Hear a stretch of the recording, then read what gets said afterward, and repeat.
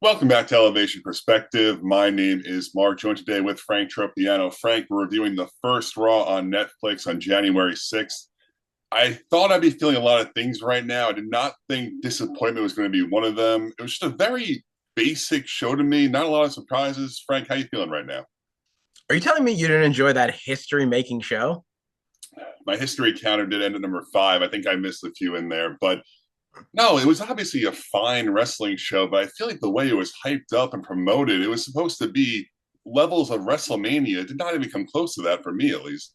So to me, it seemed like they were really invested in picking up the new audience that came with Netflix. And I think that's where the disconnect happened for us as fans. Because now I've had a full, what time did it end? 11:10. We're filming this at 11:40 p.m.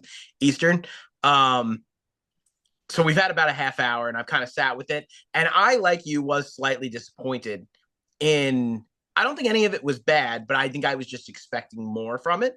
But I think that this was really to pull in that new Netflix audience. They think that they have people watching for the first time. They probably did have people watching for the first time.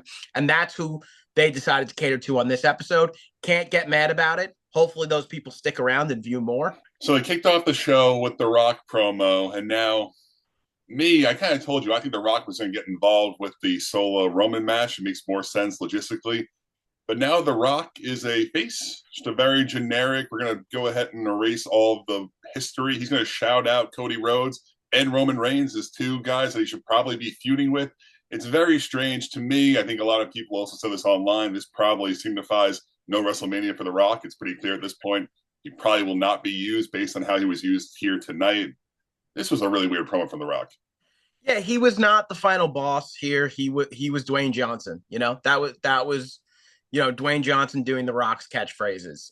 Who else was going to start it off but one of the biggest stars in Hollywood, coming out, putting his stamp on Raw, putting his stamp on Netflix. But yeah, no, I completely agree. I don't think he's going to be at WrestleMania this year. Doesn't mean that I don't think he's going to be around until next Royal Rumble. There's always SummerSlam, which is 2 nights now. So first 2 night SummerSlam having The Rock potentially main event that could be a thing for sure. But yeah, I don't think he's going to be at WrestleMania, and I think that's what this signified. Then we get our tribal combat match between Roman and Solo. Pretty good match until it kind of went off the rails for me when they reenacted the WrestleMania overbooked crazy with everyone's running out there. Of course, first Jacob and Tama Tonga come out there and cost Roman the match. And then, of course, hit Jimmy and hit Sammy. It just started to get a little crazy for me. Kevin Owens just randomly there, and then Cody. And then we got to the end eventually. I love Roman Reigns. I love his matches. Do we have to do the same exact formula every single time? So I'm going to start with this, just going off of a few things that you said there. Number one, I love the fact that Kevin Owens got involved in this match. Again, the motivation for Drew McIntyre and Kevin Owens is basically they hate Roman Reigns so much that anyone associated with Roman Reigns sucks. So the fact that they are not going to Roman Reigns has bothered me, especially in a match like this. So the fact that Kevin Owens was there and he was like, "No, I'm going to go beat up Roman Reigns while I have the opportunity." I love that. I thought But, that was an but you A know plus why? You know why it didn't matter? because the American Nightmare was Because right Roman around the won. He corner. went out there. Yeah, it was a cool, Okay, okay. and it would have been cool, and it would have elevated the Kevin Owens feud. But he goes out there, he hits the stunner on Roman. Cody erases him, and then it was like nothing happened. There was no need for that. I agree, but to me, that's just a reminder of listen, Kevin Owens hates Roman Reigns. Roman Reigns has taken everything from Kevin Owens, right? That's the whole premise here. That's why he's this villain. So let's just remember that. And I think that that was a good idea where Kevin got in the ring. I would have liked to see Drew McIntyre come in and try and claim Morris face off too, if we're being completely honest. But I don't think that at a certain point, how many finishers can you take and kick out of? I guess it is what we're trying to do here, right? And so a Claymore and a Stunner, if he would have kicked out of that, that wouldn't have looked the greatest. But I'm glad Kevin Owens got involved in this match. So that's the first thing I want to say. The second thing is I like the overbookedness of it all. They have done it 3 times this year, so I think they could probably go away for it for now. But I don't really mind it being overbooked. I like run-ins. I like to see who's coming out, and especially if there's like surprise around the corner. That's how you can get me. I maybe I'm a simpleton, but that's how you can get me for sure. I really don't know why Roman needed to win this match. I'm gonna say the same thing about Rhea later when we go over Rhea. I just feel like he is such a big star. This would have made Solo that guy. But instead, now Solo's just a guy. And look, he's still a top mid Carter, like still a big deal. He's not dropped off into an obscurity. I'm sure they'll find plenty to do with him. He still has his whole bloodline behind him that we know of right now.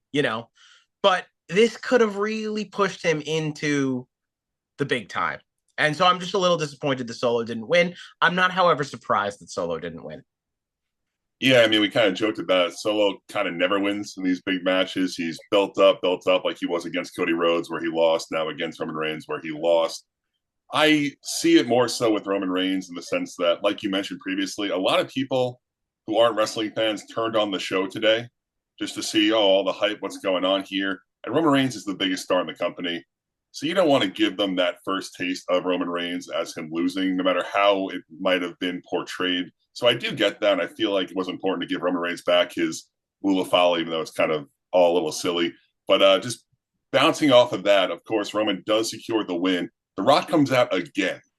And they kind of tease it this time a little bit. He's slow. He's methodical to the ring. He takes a little follow from Paul Heyman. We're like, is he going to give it to him? Is he going to put it on himself? Is he going to rock bottom him? And then he puts it on Roman. And then he's in the ring. The two of them are in the ring for seemingly 10 minutes. And we're all just sitting there like, is something going to happen? And Roman just keeps putting the ones in the air. I'm like, is The Rock going to do something? And nothing happens again. And now The Rock is 0 for 2 on the night in my book. Funny because after it was over, I actually, using the new Netflix system, went back, tried to watch it back.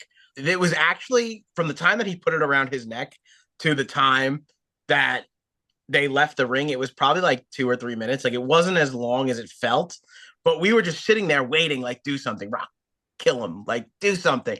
And he didn't do it. And so it was so upsetting. And so I think that's what made it seem like so long. But yeah, I mean, look, again, another signal that it doesn't feel like The Rock is going to be at WrestleMania, because if you wanted to set up a WrestleMania moment, having him put the Ulafala on Roman Reigns, then rock bottoming him, ripping it off of him, and putting it on himself, that would have been the ultimate, to me, like, setup. And they would have done a great job with it. And I believe that if Rock was there and he won, that's the match that they wanted, that they would have done it right then and there. I do hope you're right on that regard. Moving away here from The Rock and Roman Reigns, John Cena comes out there.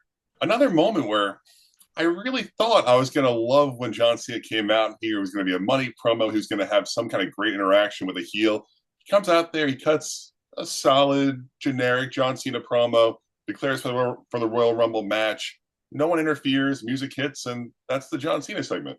Yeah, I guess they're really going to slow play this with John getting involved with people. I anticipate that we'll see him at one more Raw before Royal Rumble to cut some type of promo or something like that. And that's when you can absolutely have him get interrupted by the Logan Pauls, the Braun Breakers, the, Gunthers even of the world, and let them, try and do their best. What does John say? Fine speech against John himself, and let them go back and forth. But in terms of what John did, I love the promo. I love the fact that we're trying to make John the sympathetic babyface underdog here. And it does feel like they have captured this old man, giving it one more go. Yeah.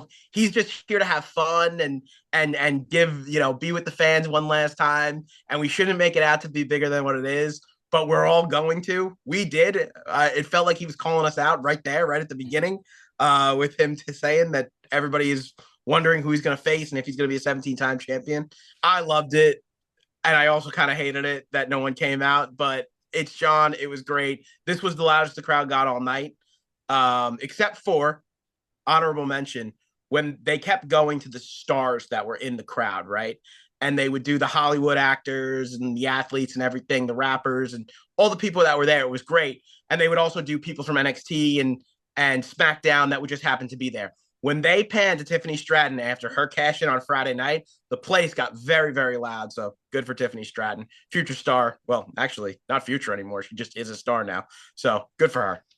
Yeah, Tiffany got a great pop, just closing on John Cena here. My only real takeaway was I think he's now a minus 1,000, massive favorite to win the Rumble. That's what I took away from this. Like, he is going to win this match. Moving on to our women's championship match between Rhea Ripley and Liv Morgan. Rhea wins this match relatively clean. I know the Goons got involved there on Liv's side, but Rhea wins, a couple of riptides. It was a good match. I think it was pretty by the book. I know you weren't too happy with the outcome, but similar to what I was saying with Roman Reigns, like she is the star of the women's division now, and to give the fans that initial look at Rhea Ripley holding the belts, I think it was the right call. Listen, at the end of the day, I don't think you can go wrong either way. Rhea Ripley's obviously been a great women's world champion. She's going to be a great women's world champion again. I have no problem with a belt going on Rhea Ripley, and I never will, for the record. I just think they had a golden opportunity to make Liv Morgan, who has become very much in the upper echelon of the women's division, a permanent stay in the upper echelon of the women's division. And while I'd argue that she's still going to be above most, it just feels like this win would have cemented that. And so that's why I'm a little disappointed for her, but she'll bounce back.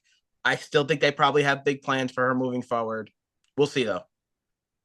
Frank, are we finally done with Rhea and Liv? Is this the final culmination? Are we done here? Can we move on, please? I think it's got to be. I think it really has to be. I do wonder who's going to challenge at the Royal Rumble. Maybe they'll do the rematch one more time at the Rumble, just give it a clean thing, and then we'll prepare for on the road to WrestleMania. We'll be completely done with it. But I can't see it. I will honestly say that I cannot see how they can book another match between the two of them moving past the Royal Rumble. If they do it, it's one more time. Okay, fair enough. This next match here somehow made both guys look bad, in my opinion. When Jey Uso took on Drew McIntyre, Drew beat him up the entire time. He was just beating him down, beating him down. The commentary team was playing up for sure that Jey's never beat Drew before. The finish was Jey kind of collapsed to the ring. I think they kind of sold it as he was faking it to bring Drew in, and then Drew goes for the Claymore. He ducks, he rolls him up. How'd you feel about it? Like I said, I feel like in this situation here, you made both guys look bad. Time to sit with it. I actually kind of like the finish. I did. It was creative. It was different. What were we gonna see? Drew couldn't win this match in terms of Jey really needed it. Like it doesn't really have anything to do with Drew. It had more to do with Jey. We call it main event Jey Uso. The man never wins main events. And that's bad. He's the highest merch seller without winning main events. So we have to have him start winning matches against big guys like Drew McIntyre. So why can't he hit a super kick and a splash and beat him? He could have, but this keeps this going a little bit. And I like the creativeness. I like it being like, okay, Jey had the ring awareness to play possum, and then this plays on the Drew story, the same thing that happened to him when he got cashed in on at WrestleMania, right? When Damian came down, right? He thinks he's better than everybody else, and it plays out every Monday night. And sometimes he is better than everybody else, and sometimes it comes back to haunt him. And tonight was one of those nights.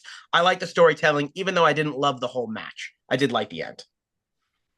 Fair enough. A quick touch on here. Hulk Hogan comes out and just gets absolutely killed by the fans. The boos. You couldn't even understand the promo he was trying to cut about his beer. He was saying a whole bunch of nonsense.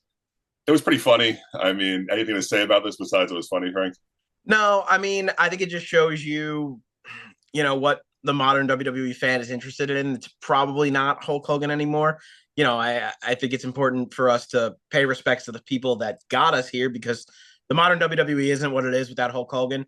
That being said, probably doesn't need to be too much of a participant anymore in WWE television. Again, all due respect to everything that he's built, because we're not here without him. We're not at this place in WWE without him. Then we get our main event here, CM Punk versus Seth Rollins. I thought it was a very good match. I did enjoy it. Again, just surprised. CM Punk wins clean, no interference, nothing after the show. The credits popped up. The Paul Levesque was your producer, and see you later. Yeah, I mean, again, I like the story that they were telling. As I thought about the match a little bit more, the two of them really told a great story. Punk probably should have lost like 3 times, but because of circumstance, where he was in the ring and his veteran ring savvy, he was able to get his foot on the rope or roll out of the ring, and they used each other's finishers. Story was great. It looked a little weird when Seth fell on him for the second go to sleep. Yeah. Um, and then Punk obviously struggled to get him up. But listen, if I can get anyone up on my shoulders at however old Punk is, I'm not making fun. Yeah, there are a few kind of awkward moments there, like you said, where he bounced off the ropes, went back onto his shoulders, and then CM Punk got to like kind of muscle him up. One of the spots there when Seth was going for the curb stomp, I think Punk turned the wrong way. It was kind of like an awkward stomp on like the wrong side of him, and Seth went down too. So a little bit sloppy, but it's their first time working together. Punk is kind of getting up there in age, so it was definitely a good match. I was just surprised, not by the outcome. I thought Punk was probably going to win this unless there was the outside interference, but it just felt like when it ended, I was like, huh. So someone's got to come out, right? Then no one came out. And I was like, huh. So, Frank, the show concludes no Becky, no Charlotte, no Brock, no really anything, right? I mean, Undertaker came out there for a second and like did an interesting spot with Rhea Ripley. That was kind of the only quote unquote surprise, but it of course had no bearings. I was very shocked that they didn't have any surprise returns, anything to like pop. It was just such a basic show, I felt like. So to me, this sets up, and I'm glad they did it this way, and I hope they do it. What I saw, I forgot who I saw this from. This is not my idea. I just want everyone to know this is not my idea. I didn't think this up in my brain. I saw someone say this. I just forget who it was. 27, I'm sorry, 28, 29, and 30. Asuka 28, return, big deal. Charlotte 29, return, big deal. Becky Lynch 30, return, big deal. 1, 2, 3 at the end of the Royal Rumble. I think it would be so cool. I think it'd be so massive. I'd love to see it happen. I think we're getting all three of those women back in that match, and I'd love to see it that way. So I think that's what that says to me. In terms of Brock, I don't even know. He might not ever come back to WWE, right? Like we have literally no clue what's going on there. There was a little buzz about him before the show. I know like there were some reports that they re-added him to their Raw active roster, and I know they shouted him out once or twice. I think McAfee said his name. So and they've been saying that over the last few weeks. So it's like he's probably coming back soon. But like you said, we don't have any like concrete evidence. We just kind of feel like that's the direction they're going in. I think it's a positive sign in terms of if you want him to return, it's a positive sign that they are not erasing him from the lore of WWE. But they mentioned Dean Ambrose today, and we know he's not anywhere close to coming back, right? So they might just feel comfortable acknowledging his name in the course of the WWE show. We really don't know what's going on with Brock, but that's okay. Save the surprises for the Royal Rumble because I love a good surprise in the Royal. Surprises in the Royal Rumble are like peanut butter and chocolate. It's the best combination in the world. All right, Frank, I want to end this show with a little kind of bonus fun question for the people that were watching last week, the John Cena farewell episode. We went back and forth, Frank. You said that your one guy you really want to see John Cena get into a war of words with is Gunther, and I kind of really fought you on that, and I said that I don't think he's a top 10 promo in the company, but I said, let me do some research. So I did some research. This, of course, is not a definitive list by any means, but it's a list I feel strong about. So are you ready for this? Yeah, go ahead. I have Gunther in the 19 to 20-ish range. I have definitely better than him Cody Rhodes, Kevin Owens, LA Knight, CM Punk, Seth Rollins, Roman Reigns, Drew McIntyre, The Miz. I said Kofi / Xavier, and Bianca. I have them as definitely better than Gunther. Now, stay with me for one more second. For probably better than Gunther, I have Karrion Kross, Solo Sikoa, Randy Orton, Jey Uso, Sami Zayn, Chad Gable, Chelsea Green, and Tiffany Stratton. Okay, first of all, in those probably better. There's not one of those guys where I'm like definitely putting over him. No, just probably. And like, I don't know, that promo, the first promo that he cut against Damian Priest, I thought was so perfect.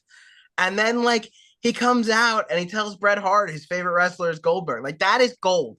To That's me, what you keep going back to, but it wasn't a promo. It was a lame line to give. No, it was a whole promo, and it was a great line from the promo. But like, that's what sticks with you. It's the lines. You know, it's not the whole promo. It's, you know, The Rock's arms are too short to box with God. If it's a great promo, it's the whole promo.